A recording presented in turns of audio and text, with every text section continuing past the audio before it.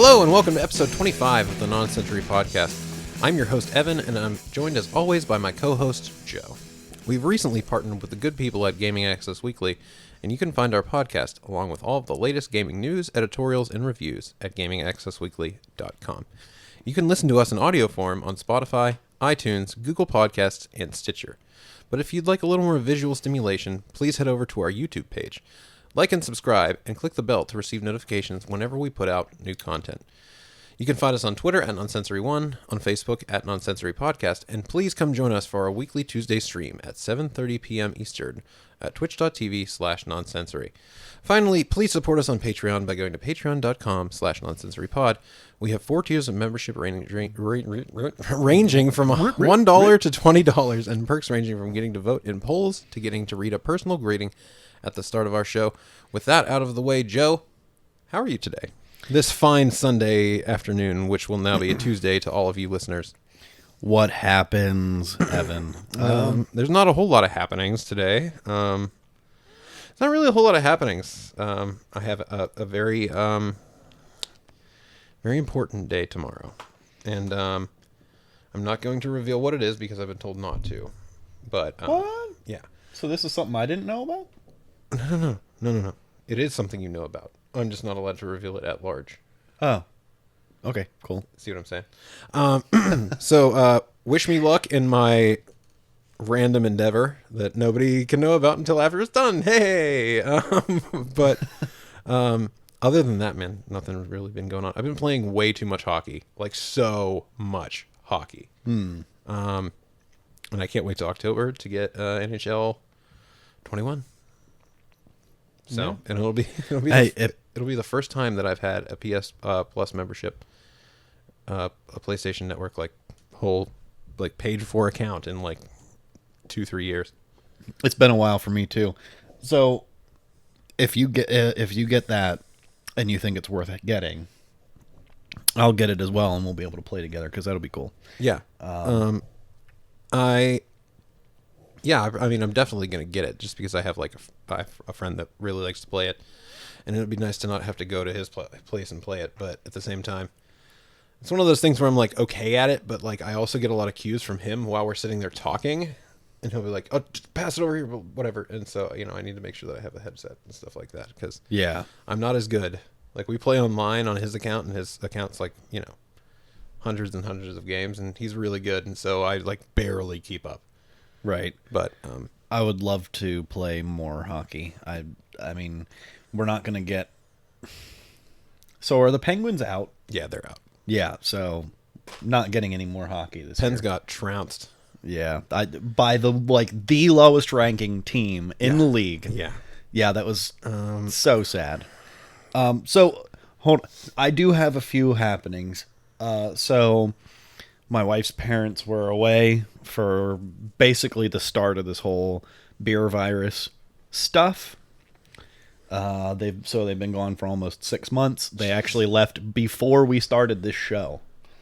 That's how long they've been gone. Wow, really? Yeah. Wow. That's, I don't know why I sound like so. Wow. No, it is really surprising. And they just got home Friday. We haven't actually had any time, a chance yet to spend time with them. Mm-hmm. We kind of stopped by and saw them earlier today. It is really nice having them back. Yeah, welcome back, guys. Welcome back. We missed you. Yeah. Up in I don't know if you still listen to the show or not. I know you did for a little while. If you still do, you've been missed. Like and subscribe. Hit the bell. In other news, so a while back, I talked about my son having destroyed our TVs. Yes. So the parents are now borrowing your TV. Your child is still alive, which means you're a good parent. Because it was dicey there for a while. Wasn't sure what was going to happen. You remember back in 2020 when you broke the TV? You almost didn't make it. But you're here today, so. Yeah, 2020's done a lot for me. They took my TV from me in 2020. In any case, so the TVs went down. You let me borrow you got a nice TV. nice new TV. Let me borrow your old TV. That was cool. And then I got a new TV, and so now the parents are in possession of that one.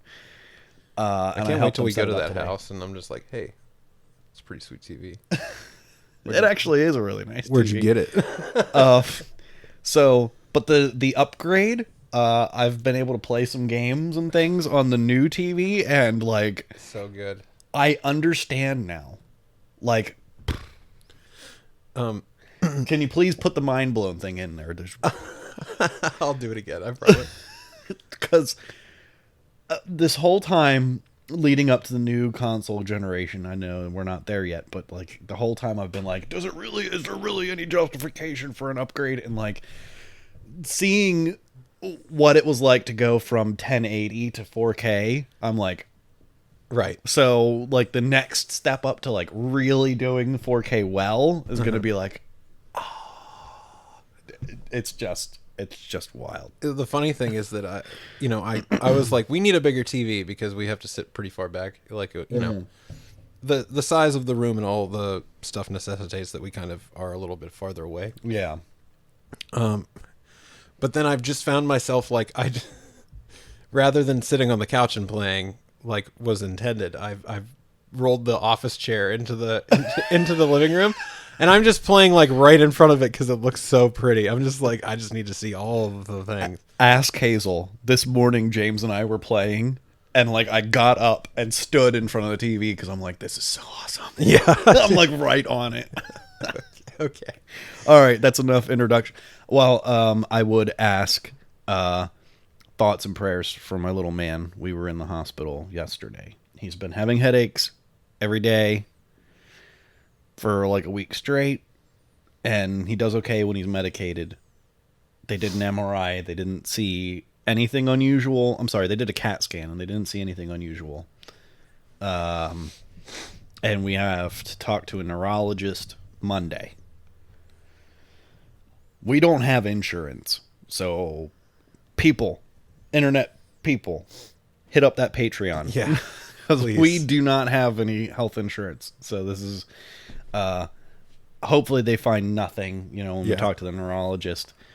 On the other hand, like, hopefully they find something so we can help the little guy, because like it's been ongoing, and I mean like major. Is he lots of pain? Has he been getting them during the day? No, it's only when he goes to sleep. He wakes up in the weird. He wakes up in the middle of the night like screaming in pain, and he keeps pointing to his head like this, saying it hurts and screaming, and it's like the worst thing as a parent. Like, I don't wish that on anybody. But sorry for the sad news. Yeah, I just want to Wakanda forever. Yeah, that was last week. Well, like, we can we have a show without bad news? Last week we did the bad news at the end, and so we decided to flip it this week, and now it's the start. Let us know which way you like it best. When do you want your bad news? And yeah, you can hit us up on Patreon if you like. That'd be cool. Yeah. Let's keep it moving with the question of the day.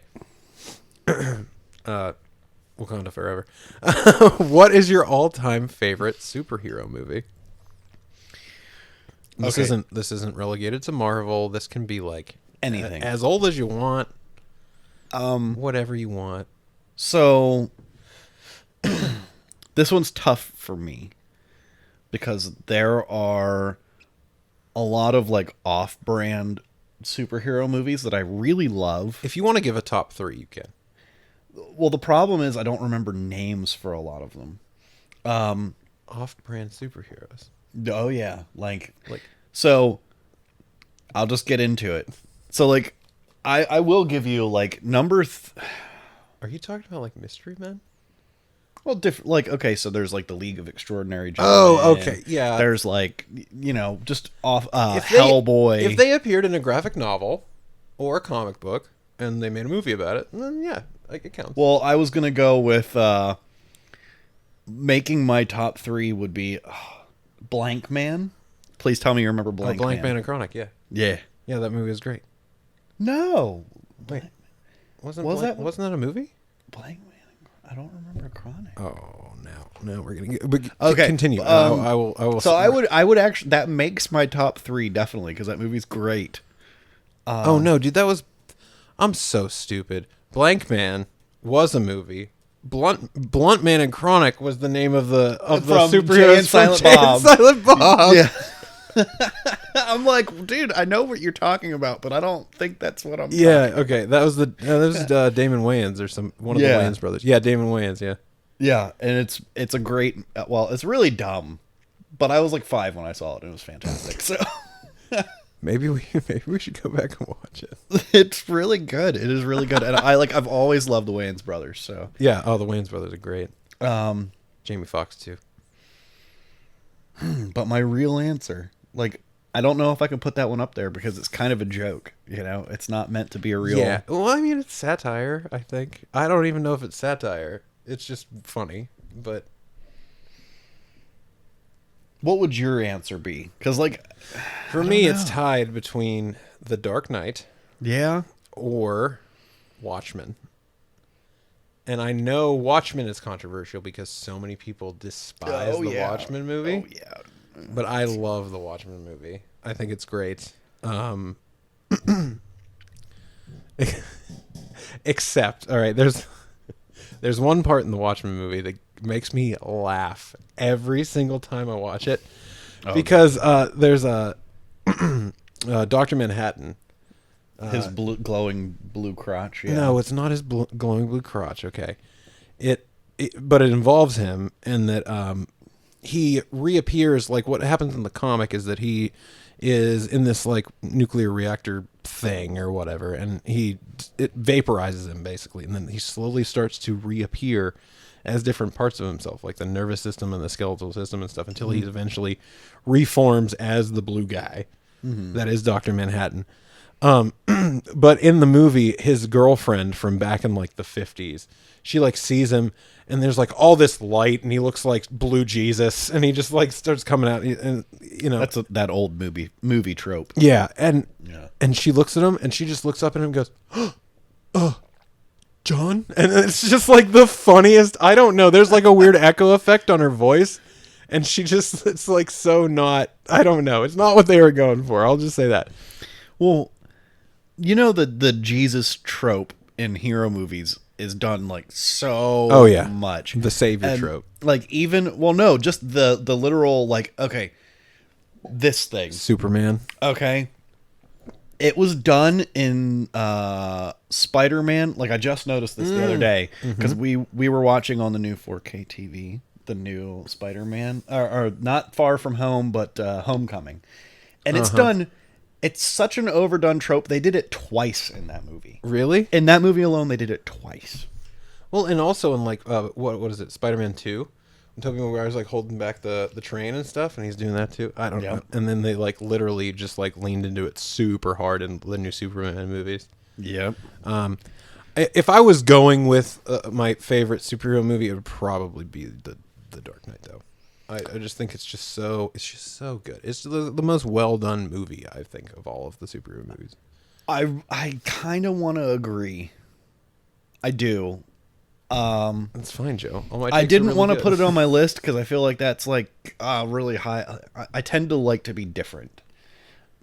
I feel like that's like a top for a lot of people, and it is the top for me. There's a thing in sports, right? Especially in like sports betting, where they talk about like placing bets, and they say like, I'll take chalk, and chalk is the sure thing. And people don't like chalk because it's like not exciting, because it is the sure thing. But at the same time, like, there's a reason that chalk is chalk. There's a reason that whenever people talk about superhero movies, for a long time they talked about The Dark Knight. I don't know. It's top to bottom. It's done really well. Really well. I would agree. So exciting. So let's move on. Yeah, I think it's me. Yes. All right. So this is an article by Evan Lottie at PC Gamer. He loves coffee. He's a latte. Is it Lottie? It's a latte? It's lady. Lady? Like latey. Like, have you seen? I'm so sorry. I don't. Have you seen Trailer Park Boys? Some. The guy, the security guy, goes around, Mr. Lady. Oh no, that's Mr. Leahy. Okay. Wow. All right. I hate screwing up people's names, so I apologize. That's okay. How But would you know? I was thinking. Okay. Anyway, so in this article, he writes. Imagine logging on to your favorite PC gaming forum around 2010 and seeing something like this written there. I'm not reading this name. I'm just going to call him Denton. Mm-hmm. Denton writes, fellow PC gamers, imagine, if you will, a utopian future. The year is 2020 and the console war is over. The giant walls that previously separated our platforms have fallen. PC gaming has won. This is a really long article. I didn't realize how long this was. And I'm stumbling all over myself. Yeah, let's just basically what they're trying to say. And I put this in here because it made a very, very good point. And it kind of ties in with the other bit of news. So what's happening with Sony bringing everything, with Sony bringing titles like Death Stranding and Horizon to the PC, along with Microsoft bringing their stuff day and date to their exclusive day and date to Steam, and what they're doing with Game Pass and everything. It's really taken away what consoles had in terms of like what they offered in terms of exclusivity. I think that consoles will continue to offer their own they'll operate in their own place, right? But I think that the console manufacturers are realizing that they don't really stand to gain anything from not putting things onto multiple platforms. And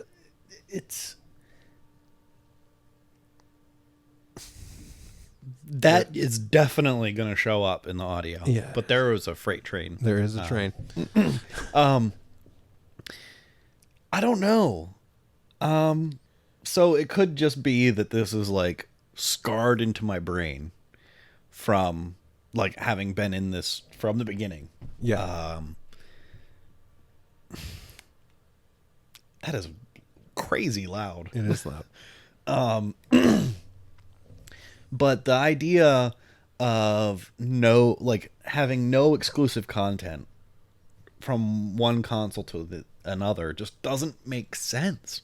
Like, how do you justify having a separate machine? Like, there's no reason to care if you have an Xbox or a PS4 or a Switch. Like, it doesn't matter. Mm-hmm. Well, I mean, what they're doing, like Microsoft's strategy is very different than Sony's strategy. Sony is releasing older games. But Death Stranding's not that old, but what they're doing with Horizon's from 2017. So like they've already made their money on that game. So for them to release it on PC is just, extra money. Like, I understand that. The opposite of what Microsoft's doing, right? Where Microsoft is like, no, you're going to get Halo Infinite the same day that you can get it on Series X or whatever. And I think that there will still be exclusive games that will sell you consoles, but I think that them permanently remaining on those consoles is over. I don't understand it, because then there's no I don't care when I play a game. I'll wait until it shows up on my system. Well, you'll still have PlayStation exclusives and Xbox exclusives. Like Halo's not going to show up on PlayStation, but really the barrier to entry is the price. And so if you want to go out and, get a system, you can say, well, I can play all of this on PC. Why would I get it on anything else? And it's just like, yeah, but you also need to pay 2 to 3 times as much, for stuff. So what they're trying to say is that PC gaming is going to be the way to go, because you're not only going to be able to play all the games that you would play normally, because they'll eventually have a PC port, but it'll be better also because the PC will run it better, which is true. Yeah. It's undeniable. And it's more flexible, too. Now, the great part about playing on a console, and I've made this point for years, because my stepdad, really good guy, he's always said that PC gaming was the better way to go at a time when it clearly wasn't. Mm-hmm. Because there was, at that time, basically it was dead. Nothing came to PC at that time. Yeah. But it's been revivified. Things are showing back up. And through the whole, my argument against him has always been, the box that I have is dedicated to doing this thing. So it does that thing really well. Mm-hmm. Okay, so I don't have to worry about something popping up telling me that my antivirus or whatever. I don't have to worry about an antivirus or whatever. Right. I don't have to, there's nothing going on in the background that's killing my speed, that's killing my graphics card, that's taking up memory. Nothing's it's running the game, and that's it. Right. So that's the advantage that consoles have over PC, but now they still have that advantage, but less and less, because now you're seeing, more of the social media aspects creep in to your consoles. Yeah. So more and more background processes are happening. And on top of that, now the exclusivity factor is gone, because those games will make it onto PC. And so if you're getting the games are actually being made with capability to run better than what the consoles can actually run them at. And so that leads us perfectly into... Yeah, so the other part of this whole thing is that Nvidia, who is one of the two major designers of graphics cards in computers, and they, along with AMD, are the two largest companies, and they basically provide you with the card that allows you to run all these pretty games on your computers. And we've been talking about Xbox Series X and PlayStation 5 being able to, deliver 4K 60 experiences and stuff like that for super cheap. And what Nvidia has come out and done is they've released their new 3000 series line of graphics cards, and they're releasing a 3070, they're calling it the RTX 3070, which gives you ray tracing capabilities and is as powerful as the previous generation's most expensive card at $1,200 for $500. And then all the way up the line, they'll progressively get more expensive, but also more powerful, all the way up to a $1,500 behemoth of a card that runs what Nvidia showed and what we've seen and watched as the most ridiculous real-time graphics demonstration of all time, I think. Okay, may I take it? Yeah, go ahead. You're not gonna read all. I'm not going to go into any of that. Okay, really. So the article that we were going to read is hyper technical, but we're not going to go there. What I will say is, we watched this video of a game with marbles rendered in, what was it? It was only 1440. It was only 1440p at 30 FPS or something like that on a $1,500 graphics card, but it was with all the ray tracing and everything. It was, how many lights did it say? 100 some odd lights. Yeah, it was 100 different light sources. My very first reaction was, we have achieved reality in gaming. Yeah. Because it was perfection. It looked like someone had just laid these things out. Seriously. Mm-hmm. They'd laid them on the table and then shot a video of it and said, hey, this is a game. It's no, this is a video. And then you watch the physics, and there's the slightest difference where you can tell the physics is man-made. Yeah. But everything else is it looks like real life. Yeah, it's spot on. And I think that's the crazy thing about it is, we have these consoles that are looking to come out and be the 4K machines or whatever, and they're gonna struggle to reach 4K 60, 4K 30 FPS in a bunch of games. And like Ratchet and Clank, they're going to offer you a 4K 30 mode, which we already had on the PS4 Pro.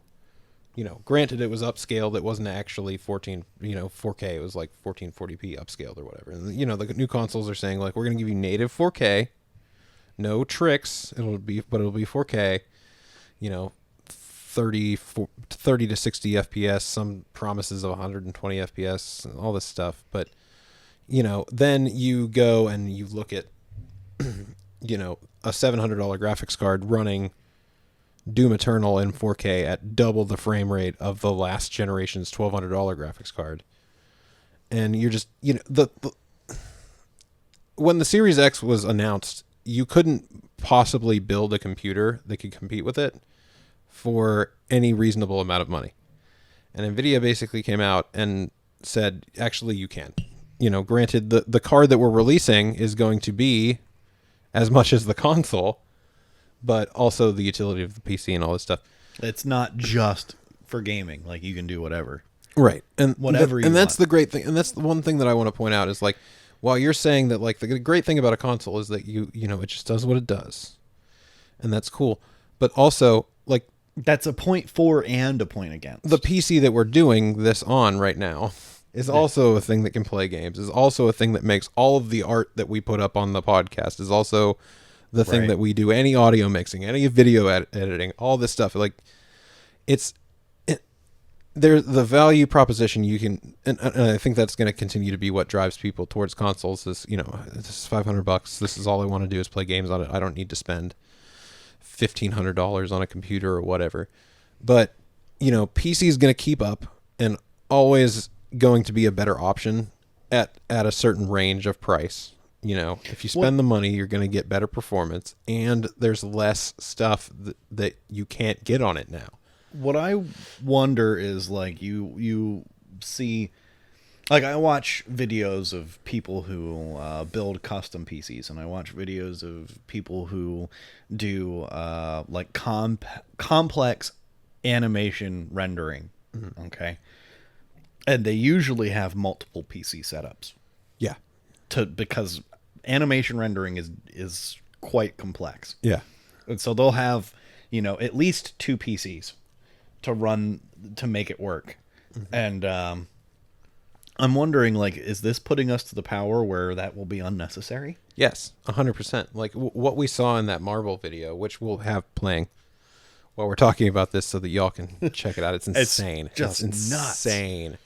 But this is like mid 2000s to late 2000s, like computer VFX, like cinema VFX quality graphics in real time.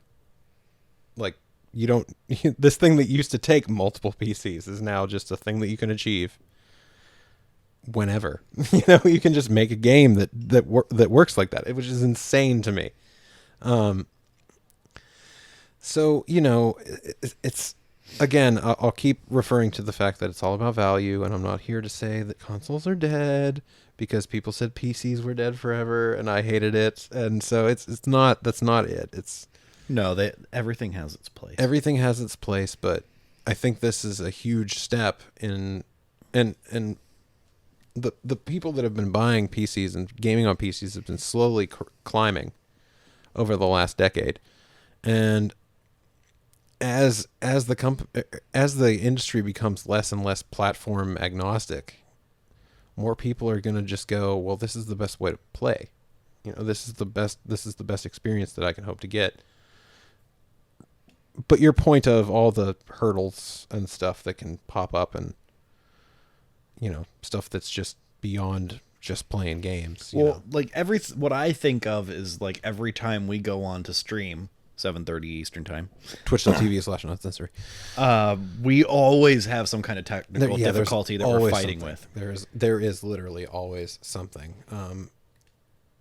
But I don't know. It's weird. I kind of like it. I like the challenge of it. Like I don't know. To some degree. Yeah. It's also, usually it's also, a thing that I can figure out fairly quickly. But, yeah, I'm advocating that people consider the PC And if you don't, it's okay.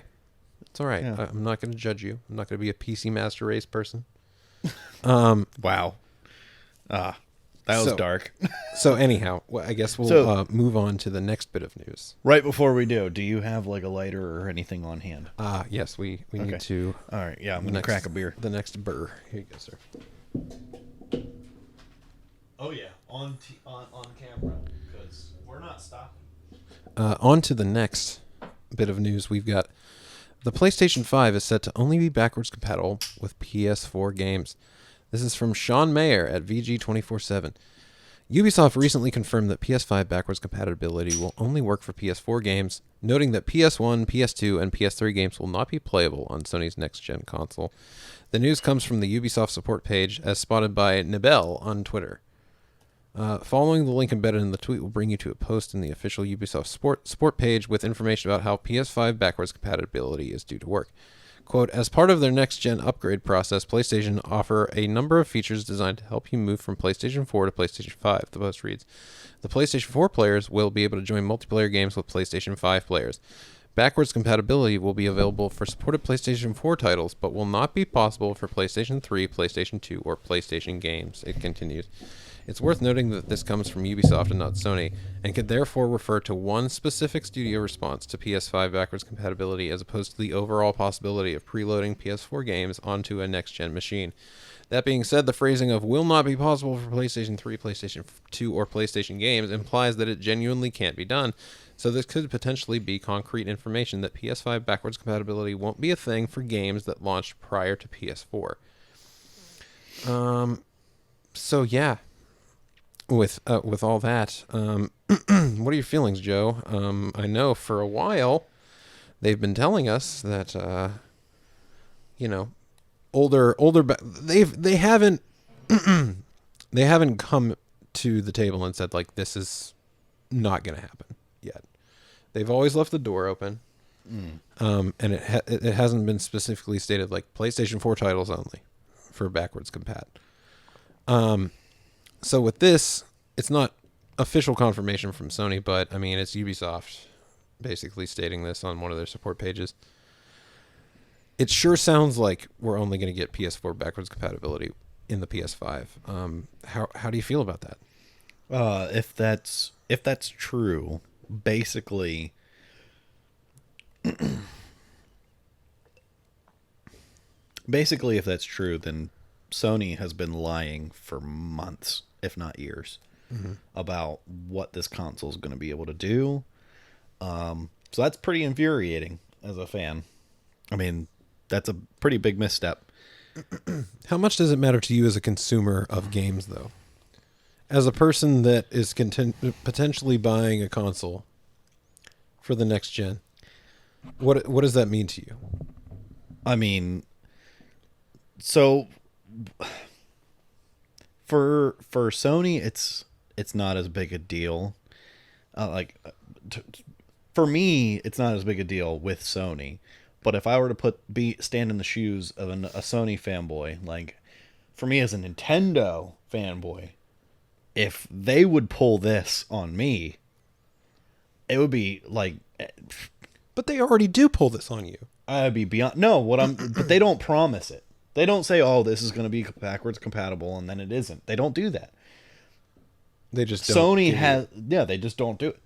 If Sony has been saying that we will be backwards compatible, PS5 will be backwards compatible with everything, and we're going to do it. We're going to finally do it. You know that thing we've been begging for? We're going to do it. And they've said it just like that. Mm-hmm.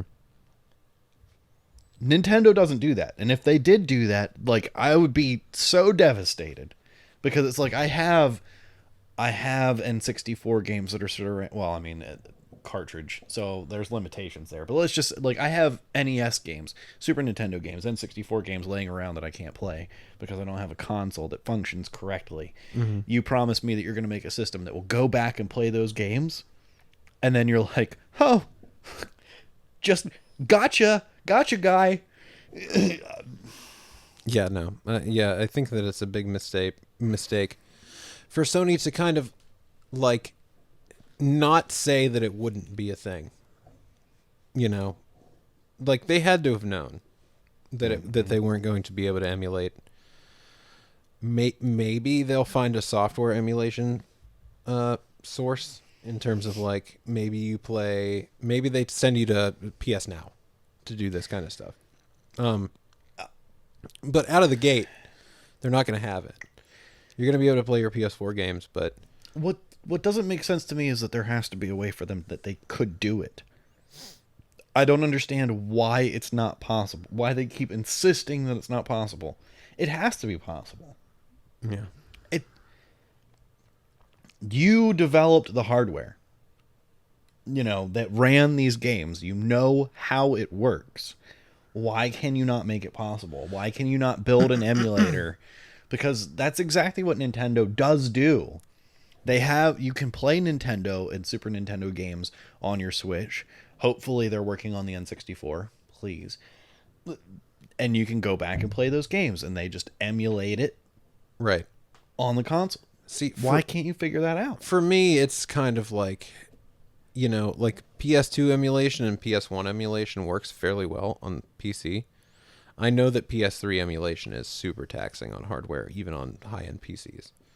So to just do it from a purely software perspective would be really tough. But then the thing that sucks about Sony is that they decided to put out the cell processor with the PS3, which is like completely custom, and to emulate the cell processor, they would have to then put the cell processor into the PlayStation 5, which would then require you it would add cost to every piece of PlayStation 5 hardware, and then you'd have to pay more. So if you know that going in, then don't promise it. Right, yeah, no, there's no excuse for that. I would agree. But for me, it brings up this whole scenario, this whole question of like, how much do people really care about backwards compatibility?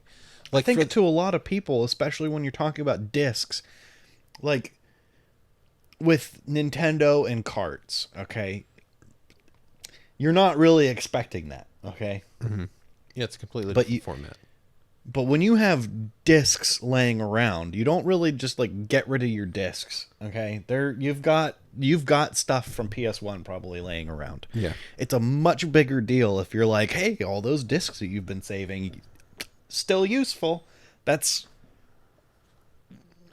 a big deal, I think. Yeah, but I'm just asking from the perspective of like, this has been a question that's been asked before. For all the people that talk about backwards compatibility as a thing that like really is a selling point for a console for them, and that they say that they'll actually use it, do they though? Do they really end up doing it? Do they really like? It's the same thing with like we have backwards compatibility right now with Halo, the Master Chief Collection, and we went back and we played Halo 1 and it was trash garbage. So as much as people like to say that they like to go back and play these games, are they too far gone? It depends on what kind of context we're talking about. It's nice to have the freedom to do it, but I just wonder how many people are going to actually go back and be like, I'm going to pop in my old Crash Bandicoot. The reason I say that is because it depends on the game and how far back we're talking. Right.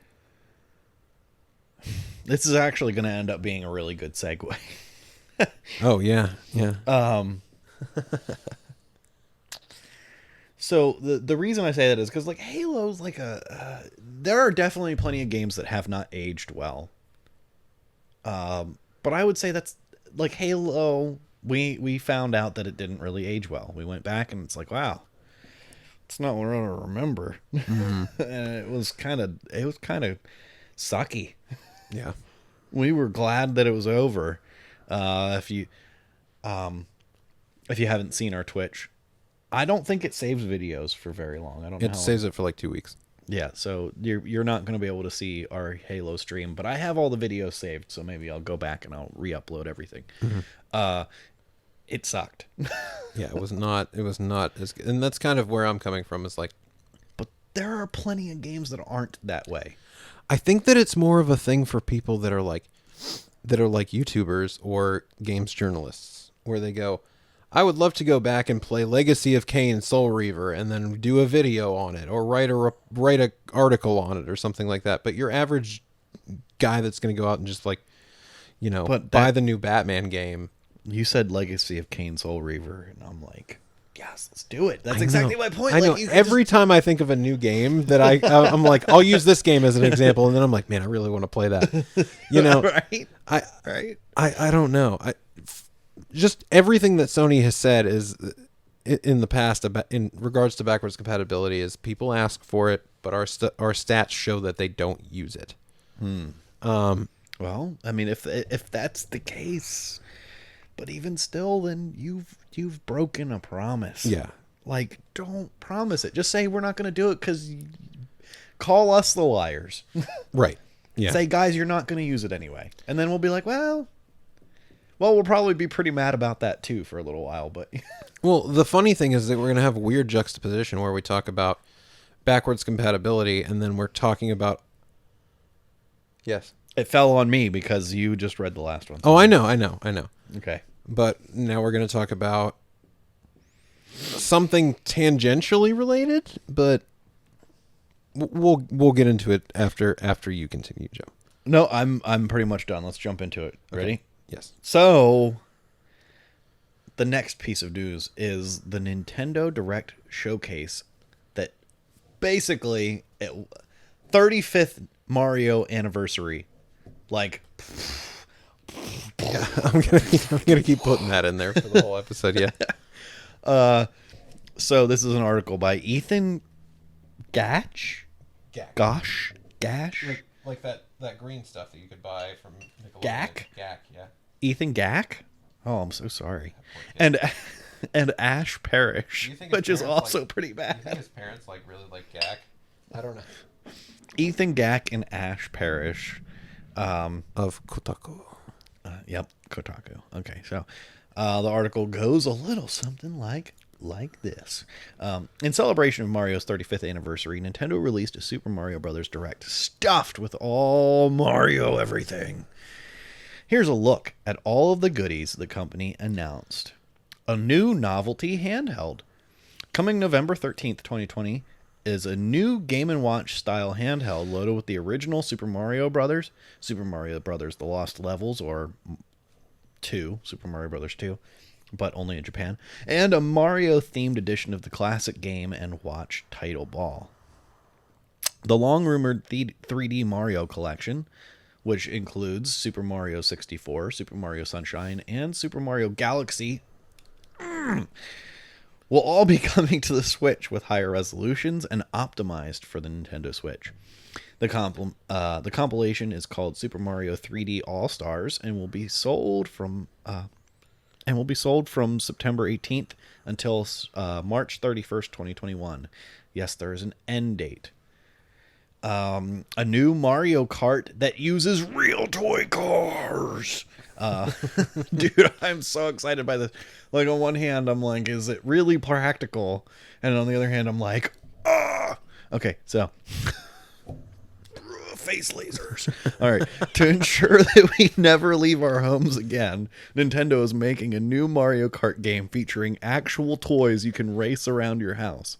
Mario Kart Live Home Circuit is an AR game that's augmented reality, and in the real that lets you race real toys in your living room. The physical cart responds to boosts in game and in the real world.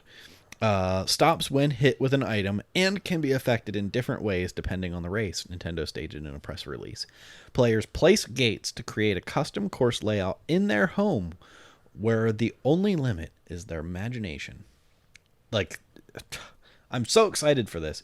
I just really hope that this doesn't mean we're still waiting even longer for another Mario Kart, because it's time. It's time for another full Mario Kart game. Okay, the Wii U game Super Mario 3D World is getting a Switch port with online and local co-op multiplayer, new levels as part of something called Bowser's Fury, and a new Cat Mario and Cat Peach amiibos coming February 12th, 2021. A Mario Battle Royale exclusive to Nintendo. Oh, wow. Go Wow. Exclusive to Nintendo Switch Online members and available only for a limited time, Super Mario Bros. 35 will allow you and 34 other people to battle it out in a race to the finish. According to Nintendo, quote, enemies defeated will be sent to other players' courses, but that also works the other way around. Players can activate special items to try and outpace their opponents, unquote, because everything, including Mario, is a battle royale game now. Super Mario All-Stars returns. Super Mario Bros., Super Mario Bros. Lost Levels, Super Mario Bros. 2, and Super Mario Bros. 3 will all be available on the Switch in a re-release of the classic Super Mario Bros. All-Stars. And then there is various other Mario merchandise. Swag, loot, whatever you want to call it. There's going to be tons of Mario-themed stuff. It will be available. I'm not sure where, because kind of in the video they basically made it sound like you have to go to the New York Nintendo store. There was that, and then there was like a whole bunch of like there's content in Splatoon and like new amiibos and like all kinds of stuff. It's showing up everywhere, but if you want some swag, sounds like you're going to have to go to New York. Well, no, they're selling it on the Nintendo store as well. Like, that's good. Directly, from Nintendo. So you don't have to go to the New York store. Well, even still, I know my brother listens to this, and dude, we need to plan a trip to New York. Just saying. All right. So we were talking about backwards compatibility and everything else, and this is exactly what I was trying to say to you. Nintendo delivers. I mean, they deliver, but they're also going to charge you again. Which is the opposite of backwards compatibility, where you don't have to pay. You just put your thing in the thing, and it works.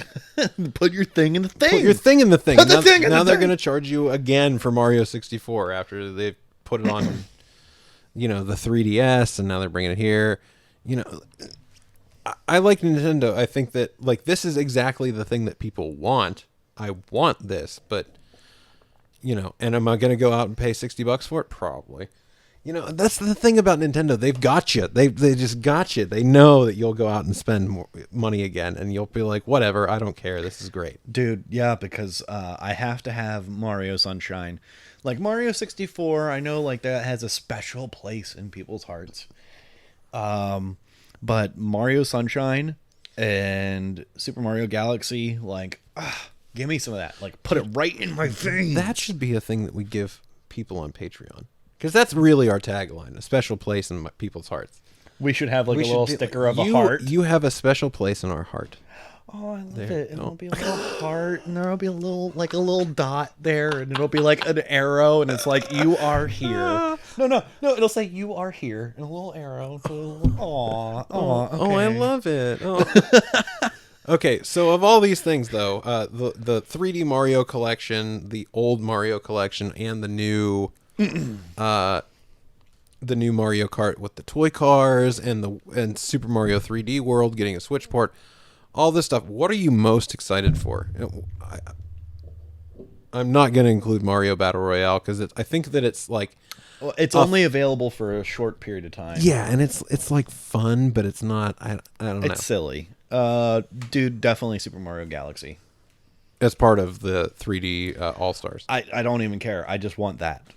All right. Super Mario Galaxy is one of my all-time favorite games. It's so good. It is so good. It was like the mind-bending, like the way gravity works. Everything's like little itty-bitty planets, and like just how it's so creative and so good. I am most excited for the ability to play Mario 64 on the Switch with proper controls. Not hampered N64 controller. With the thing and the thing and the thing. You got to use the C buttons or what were they? The C or the Z buttons, the yellow buttons on the N64 controller. You got to like use that to like look around and stuff.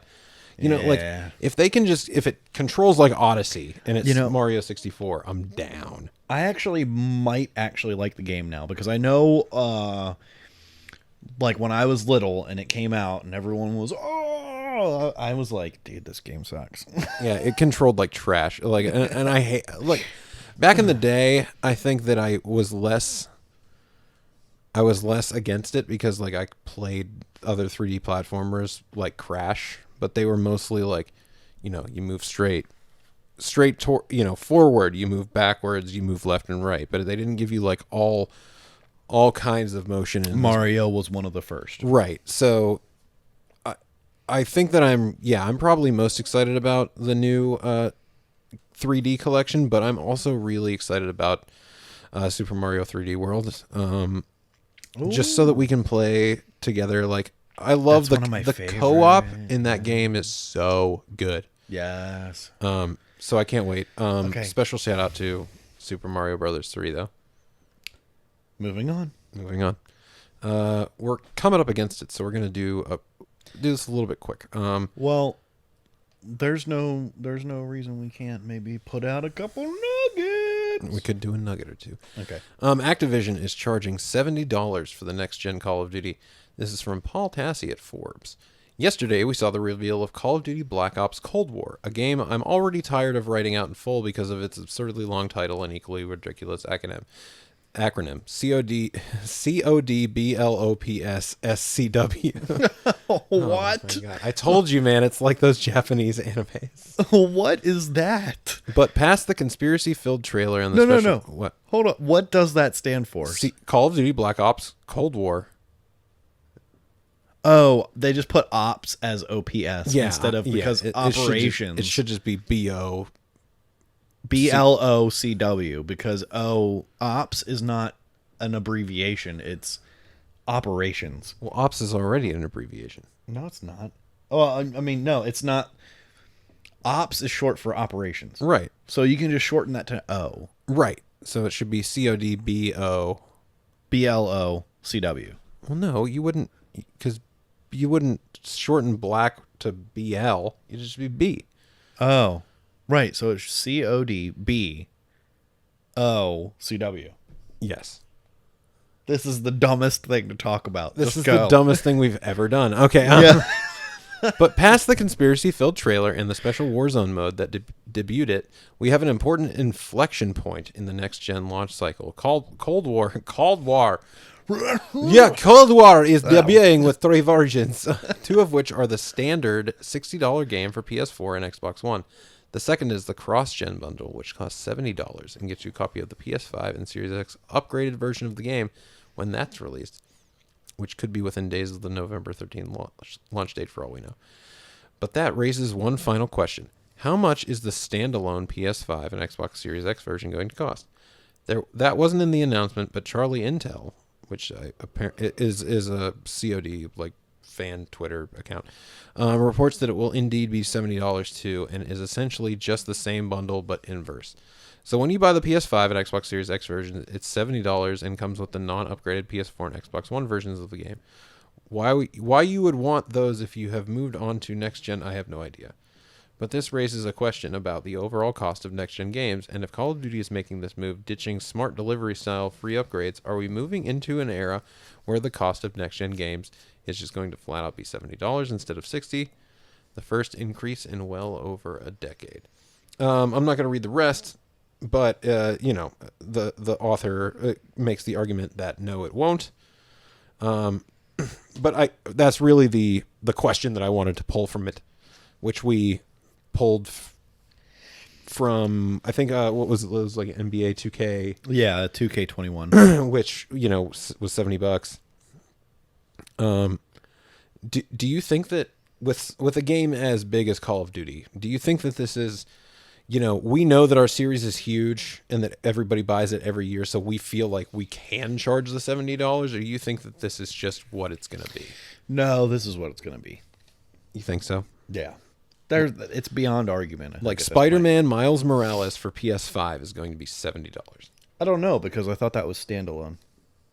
It is a standalone, for sure, but I mean, like, if you bought what they're saying here is if you bought the PS5 or Xbox Series X version of Call of Duty, it's going to be $70. I think going forward, if you're getting a new full game on either console, it's going to be $70. How much does that hurt you inside? It doesn't. No?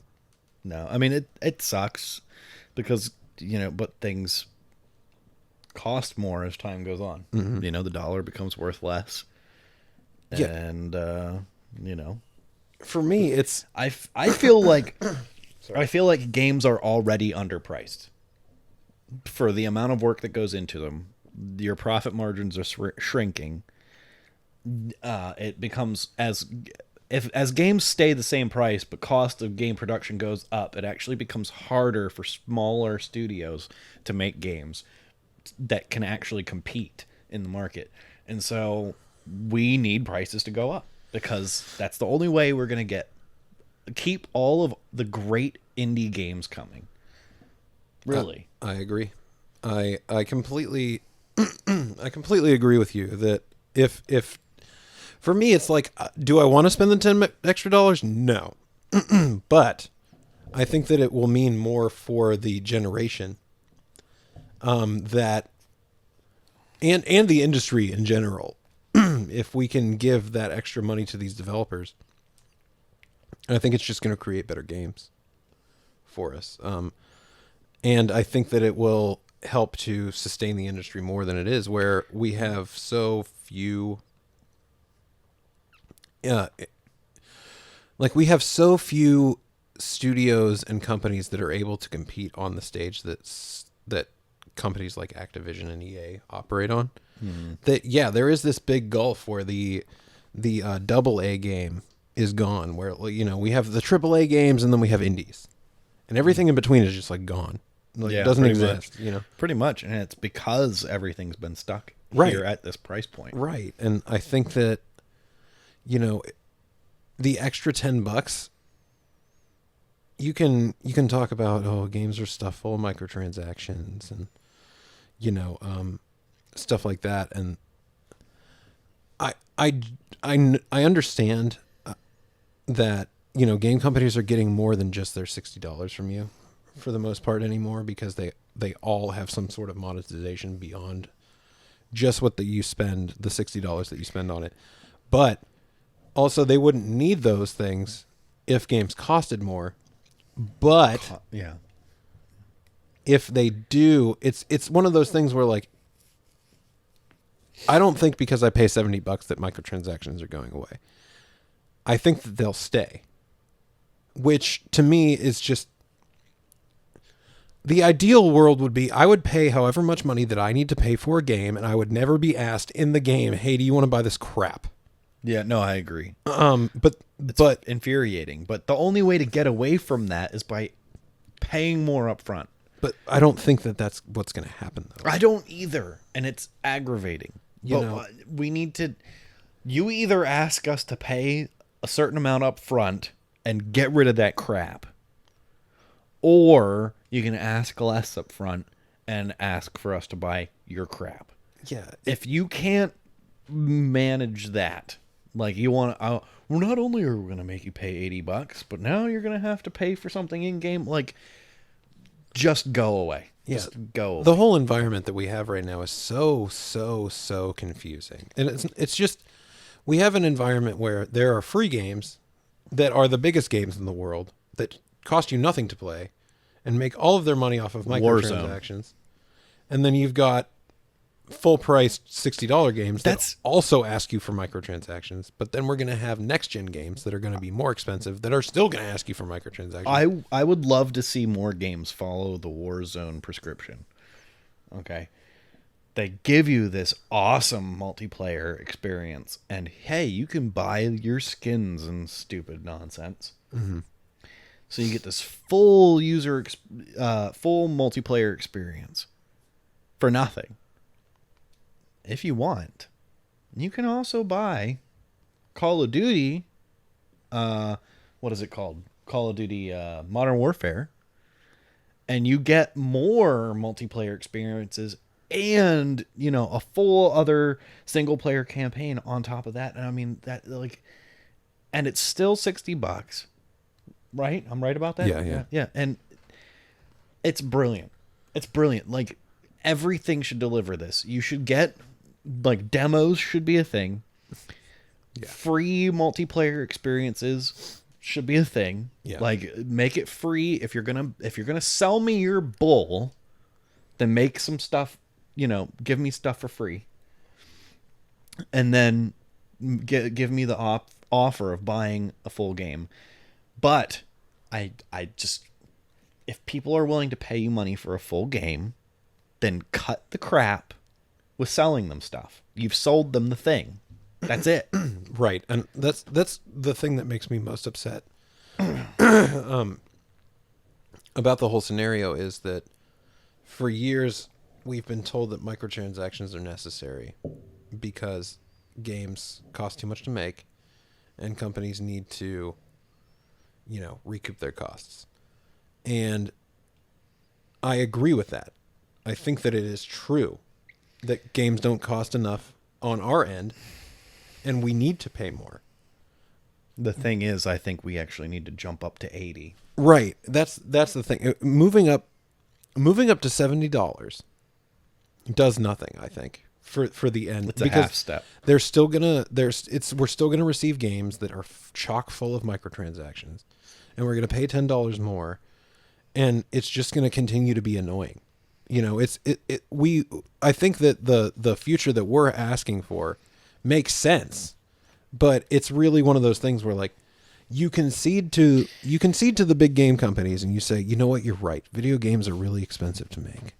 We understand. We'll let you put all this stuff in and charge us for it. But you open the door for them to do it. So now not therefore. Now it's just this standard thing that happens. Now everybody expects it. Now it doesn't go away. Right. Now it's here, even when the price goes up. No, we need to $70 as much as it does suck. I'm willing to admit that. 80 is, I think, the magic number because 70 is only a half step. I would pay $100 to get like to get a full experience and never see an ad. Yeah, to get like Far Cry 5. I'll pay you $100 to get all the stupid skins and all the stupid DLC and all that crap. Just give it all to me. And I'll give you $100. No, here's the thing. For me, like the biggest thing is I cannot stand. I'm one of these people it gets on my OCD. Like I legitimately have it. Like you can ask my wife. I cannot stand stupid exclamation points or little numbers on top of symbols in games or on like, get rid of that. Ugh. Like, it's got to go. Like, I will pay you an extra whatever you want to make that go away. I think that also... You know what I'm talking about, right? Yes.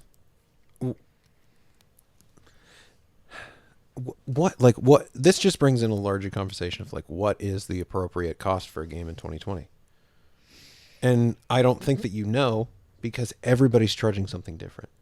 Everybody's monetizing to a different level. Have you seen the articles where they're like, here's how much it would cost you to have everything that this game offers. Yeah. And it's like astronomical. Mm-hmm. Is that how much the game is? No. I can't believe that that's how much the game needs to be. If like everything included, that's how much the game would need to be for you to be able to purchase it and get all that stuff and be a fair market value for that game. I think if you can't make a game that falls in the 80 or under bracket, maybe I'll even give you 85. If you can't make a game that falls under that, then you shouldn't be making any games. Right. Would you agree with that? I don't know. I can't say, because saying you shouldn't be making games is like, it's a big thing to say. I just think that maybe they phrase that wrong. At some point there is a undisclosed, unmarked, blurred line across where we don't know how much games actually cost to make on a per unit basis, and that we don't know those things is intentional. Well, there's a difference. I don't want to get too far out in the weeds. We're running a little long. We're in the weeds. It's okay. There's a difference between offering me some stupid skins and giving me a full length DLC experience, like Doom Eternal. Doom Eternal. Horizon Zero Dawn had that. What was it? Into the Wilds or something. the Frozen North, the Frozen Wilds. Yeah, yeah. It was a full-length experience. Then there was the DLC for Dark Souls, which, I mean, the Soulsborne series always has amazing, all of their DLC is full-length, amazing experiences, in-depth.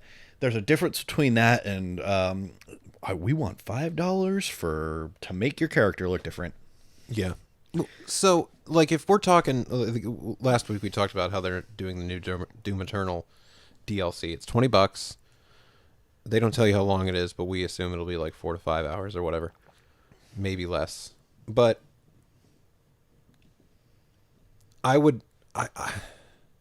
did they do it because they're going to release 2 parts to that DLC, right? Each at $20. So then your game is actually $100. Right.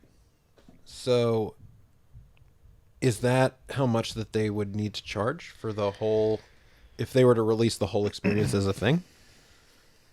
I don't know. And I think that that's a lot of what causes these discussions and like this distrust and stuff like that, is that like we just don't know at this point. We know that it needs to be more, but we don't know how much more, and we don't know how much more is actually going to be greed or how much is going to be justified. And I don't think that's anything new, but basically just the future that I would like to live in is that your games are just a flat rate. There's no BS, and you just charge me more. And that's it. I don't care, because I don't really have that much time to play these games anyways anymore. And Right. So much of the games want to be the only thing that you play. Yeah, they don't. So if I'm like, I really want to buy this game, I'll spend $100 on it and spend like all of my time playing it, because that's what they want anyways. That's why I have no respect for. Yeah, how would I put it? Like, I don't appreciate any kind of JRPG pretty much, because they all want you to like grind away.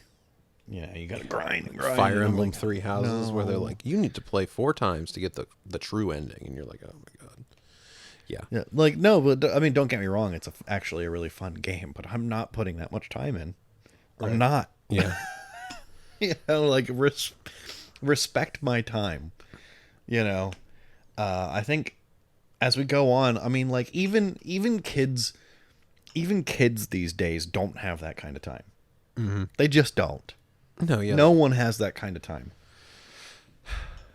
Except gaming journalists.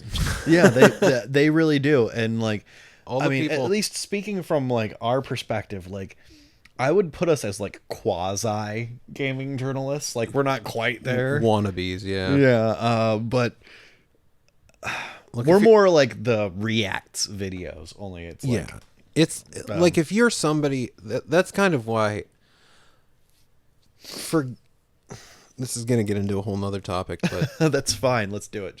Let's just embrace it. Just embrace it. I like game journalists. I like considering / wanting to be one in a professional manner.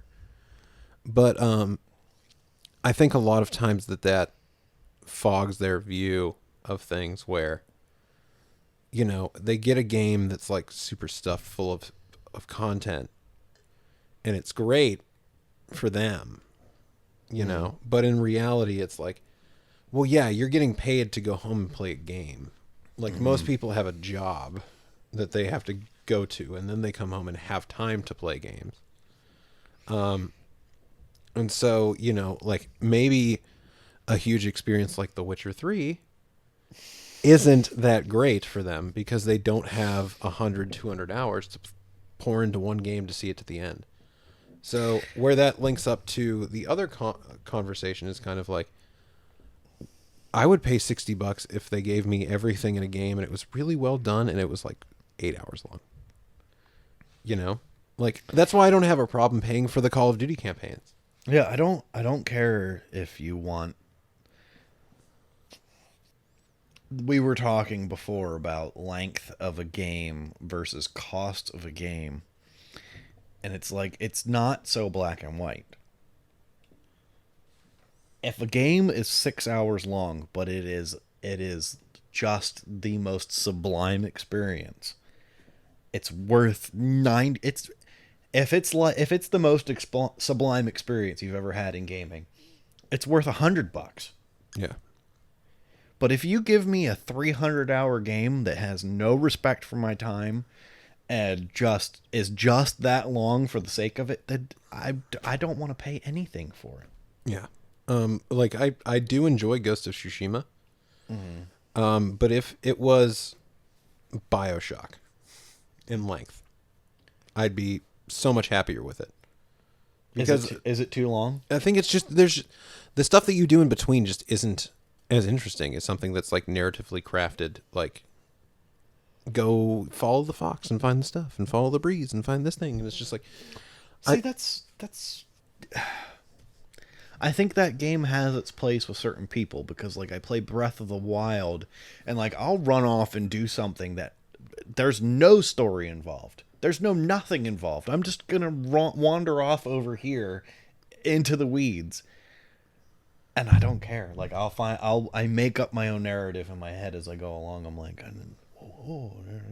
I can't think of anything. Oh yeah. But but like I'll go do something for 6 hours and I'll come back and be like, wait a minute. Did I accomplish a single thing? Nothing. Nope. I just walked through the woods. But so I think we differ there, but it's because of they're giving, at least to me, that kind of game. Now, I haven't played Ghosts, so I can't speak to it. Mm-hmm. I'm making an assumption here, but that kind of experience, they're delivering the sense of wonder.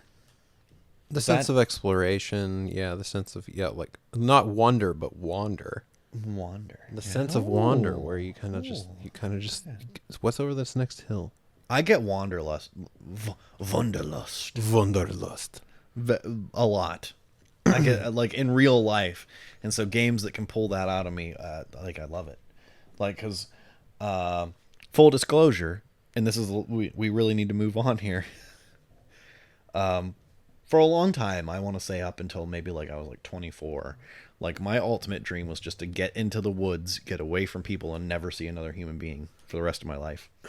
And like all these other people, while COVID's going on, like you watch them online and they're all like, isn't this your like dream house? And it's a house in the middle of nowhere. And oh, I so hate people and everything else. And like, I don't hate people. Don't get me wrong. But like, I look at all those same people now and they're like, oh, I just want this to be over. I miss seeing people. I'm like, this has affected me zero. I could still be in the woods in the middle of nowhere and I don't care. Like, nope. You know what I mean? Yeah, for sure. Like, so. Don't you miss seeing all the people that you never saw before? It's nope. Remember when we got together every 6 months to have a beer once? Nope. No, I don't actually. Nope, not even a little. Like, so like up till I was 24, that was like my big dream was to just, I wanted to go. Are you aware of the square acreage of woods that comprise the great state of Pennsylvania? It is insane. Yeah, most of the state is woods, right? Just woods. There's nothing here. I mean, that's a lie, but with as much as there is in like Pittsburgh and Philadelphia, like we have two of the biggest cities in the country. Yeah. Like they're in the list of biggest city, and like there's just wilderness all around us. I'm so sorry. There's so much noise. What about? All right, hang on. But I want to continue talking about this though. This is another. Maybe somebody out there can answer this question for us. Okay, maybe I'll look into it further. I'm sorry for the weeds after this, but The Witcher 3 is coming to PS5 and Xbox Series X, and it's gonna look prettier. And that's all you need to know. That's a quick nugget, real quick. But we gotta do more than that. But the thing that I wanted to ask was, do you think they do like per capita as like a measurement of like, crime per capita, meaning like crime per I think it's like 100,000 people or whatever like that. I want to know, probably like, I think that it's probably Montana, but I want to know, like, the ratio, which state has the ratio of highest amount of wilderness to civilization? Ooh, that's an interesting thought. Like, which state has the most wilderness relative to how many people live there? Probably Oregon or Washington would be my guess. I would guess like Montana or like Vermont. No, Vermont is like so tiny and but nobody lives there. No, that's not true. Vermont is so stuffed with full of people. People in Vermont. You're Pluto, Vermont. I lived in Vermont for a while. When did you live in Vermont? For about 4 months when I was 20-ish. My friend, I still have friends living in Vermont, and I love you guys. Joe's such a nomad. I was actually for a long time because I did actually do this. I went, I would literally, when I moved to Vermont, it was literally like, hey, Joe, I'm going up here. Do you want to come with me? And I had my bags packed and went up there the next day. Literally. The next day I was like, I'm here. What's up? Okay, that makes sense. Yeah. How did you phrase that question? So I put state with most wilderness relative to people. That should have been obvious. It's Alaska. Because Alaska contains just over half of America's wilderness. Only about 2.7% of the contiguous United States, an area about the size of Minnesota, is protected as wilderness. What? No, what? Well, okay, but if you looked at contiguous United States and didn't count Alaska or Hawaii, it would probably be somewhere like Oregon or Washington, I'm telling you. In any case, we went way out in the weeds. I just want to say games that can deliver that for me as a person who really experiences that in real life a lot, and like having a wife and children and a child changes that. Like, I don't want to leave them behind, and I know I can't drag them into the woods, so having something that can deliver that experience for me is it's kind of important. And so those games rank high on my list. So like Ghost, why did we even get into this? We were talking about we were talking about game time. Oh, respecting game time. Respecting your time as a player. Does games need to be 300 hours long? I don't think that... If I played Zelda from beginning to end without doing anything extra, I don't know how long that game is, but like you can literally go... I think it does respect your time because you can go basically from the start of the game to the final boss as quickly as you want to. You can literally walk straight there. Right from the beginning. I was just thinking about something like New Vegas, where it's like, the beginning starts out in a certain way and it tells you whatever, and then it's just like go. And you can go, it's like it obviously directs you to a specific place after that. Like, this is where we suggest you go if you want to start your journey. But you can literally just turn the other way and just go do whatever. Maybe you'll get met by like mutants that blow you up or whatever, but you can just wander and level up however you want. And like, well, I love that. Same company, but I mean, Skyrim for me, like, dude, I've probably put like 1,000 hours into various files of Skyrim. Yeah. Like, I think that what that game, like, people gave Bethesda a bunch of crap because that game, like, the enemies leveled up with you. Yeah. So you never felt like truly overpowered or whatever at the end of your journey. But at the same time, that means that wherever you go, everything is on level 1. When you start the game. Good. So you're just like, I'm just gonna go wander. And then when you wander across something, it's not like in another game where you're like, oh man, this thing obviously one-shot me in 2 seconds. I can't go here. Yeah. It's kind of just like, no, you just go explore. And like when that stuff gets in the way of your exploration, then it kind of just ruins the point of it, right? Yeah. So I'm all for any game. That's kind of why I really like No Man's Sky too. At the start, was that like it was just get your ship together and go. He said P with a P. Ship. Get your ship together. But like, granted, there was nothing to do past that other than just go explore. But the first 40 hours of that game, it was just like, wow, and I could go literally anywhere. Like, oh, there's a planet over there. Let's zip to that. Check it out. Like there was nothing keeping me from doing that other than like go get enough fuel to make the jump. Either way, we've gotten pretty deep into some broad topics, but I think we're going to close it out for the day. Remember to like and subscribe wherever you're listening. We would like to hear from you, so comment if you like, and you can email us at nonsensorypod@gmail.com or tweet us at nonsensory1 or comment in the video comments below, please. Also, we stream Tuesdays at 7:30 p.m. Eastern, so please come check us out at twitch.tv/nonsensory, and if you can, please support us on Patreon or patreon.com/nonsensorypod. Also, head on over to gamingaccessweekly.com and give our new friends at GAW your love and support. Yeah. As always, we love you. Peace. What? Don't do it yet. To close this out, we really need lapel mics.